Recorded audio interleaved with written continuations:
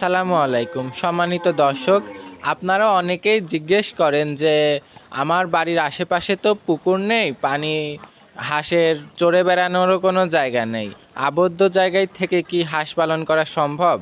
এই যে আমার এই হাঁসগুলো, এগুলোর বয়স 7 মাস। এগুলো 2 মাস ধরে ডিম দিচ্ছে। আমার বাড়ির আশেপাশে কোনো জায়গায় পুকুর, নদী নালা, খাল বিলে আছে, কিন্তু আমার নিয়ে যাওয়া হয় না।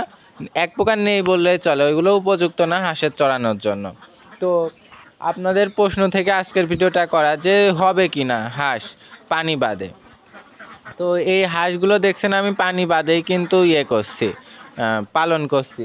ওই গামলার ভিতরে পানি দিয়ে রাখি, ওখান থেকে ওরা পানি খায়।